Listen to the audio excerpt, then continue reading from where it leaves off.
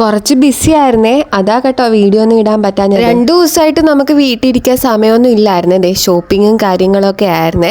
By the way, ഈ ഷോപ്പിങ്ങിന് വന്ന എന്തിനാന്ന് വെച്ചാൽ നമ്മുടെ അരുണിന് പോകാനുള്ള ടിക്കറ്റ് വന്നു കേട്ടോ.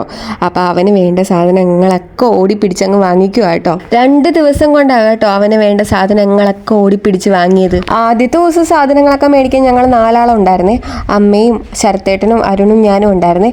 2ാമത്തെ ദിവസമായപ്പോൾ അമ്മ നമ്മളോട് ചൊല്ലിട്ട് നിങ്ങളുടെ പാടായി എന്ന് പറഞ്ഞു. അത് പിന്നെ അങ്ങനെ ആയില്ലെങ്കിലേ അത്ഭുതമുള്ളൂ. ഒരു 5-8 കടയിലെങ്കിലും കയറി കാണും കേട്ടോ ഇവന് പറ്റിയ ഷൂസ് ഇഷ്ടപ്പെടുമ്പോൾ അവന് പാകമായ സൈസ് കാണത്തില്ല. അവന് കൊണ്ടുപോകാൻ അച്ചാറൊന്നും ഇടാൻ സമയമില്ലാഞ്ഞുകൊണ്ട് നമ്മൾ അച്ചാറൊക്കെ കടയിൽ നിന്ന് വാങ്ങിക്കുക കേട്ടോ ചെയ്തത്. ഇത് നമ്മുടെ ആലപ്പുഴ നോർത്ത് പോലീസ് സ്റ്റേഷന്റെ അടുത്തുള്ള ഒരു ഷോപ്പാട്ടോ. ഇവിടെ എല്ലാ തരം അച്ചാറും ഉപ്പിലിട്ടതൊക്കെ കിട്ടും കേട്ടോ. ചൂണ്ടയിടുന്നത് ഈ ഭ്രാന്തായിട്ടുള്ള ഭർത്താക്കന്മാരുണ്ടെങ്കിൽ ഇതായിരിക്കും കേട്ടോ അവസ്ഥ. അവന് സാധനങ്ങൾ മേടിക്കാൻ വന്നിട്ട് നമ്മളത് അവസാനം കയറി പറ്റിയിരിക്കുന്ന ഒരു ചൂണ്ടക്കടയിലാണ് കേട്ടോ. നമ്മൾ ടൗണിൽ എപ്പോൾ വന്നാലും ഈ ചൂണ്ടക്കട കയറാതെ പോയില്ല കേട്ടോ.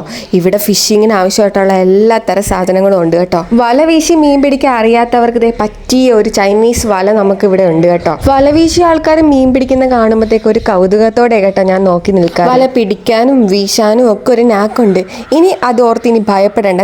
ഒരു ചൈനീസ് നെറ്റ് മേടിച്ചാൽ മതി, നമുക്ക് ഈസി ആയിട്ട് വീശി മീൻ പിടിക്കാം. അങ്ങനെ വാങ്ങിച്ച സാധനങ്ങളൊക്കെ ബാഗിൽ കുത്തി നിറച്ച് അരുൺ നമ്മളോട് ടാറ്റ ബൈ ബൈ പറഞ്ഞ് പോയി കേട്ടോ. എടാ, നിനക്കിങ്ങനെ തിന്നും കുടിച്ചും വീട്ടിലിരുന്നാൽ മതിയോ, ജോലിക്കൊന്നും പോകാൻ? അവനെ കാണുമ്പോൾ എനിക്കും ചേട്ടനും ഒക്കെ പറയാൻ ഇതൊക്കെ കാണത്തുള്ളായിരുന്നു. പക്ഷെ അവൻ പോയപ്പോൾ എന്തോ എൻ്റെ ഒരു ചിറകൊടിഞ്ഞു പോയത് കണക്കാ.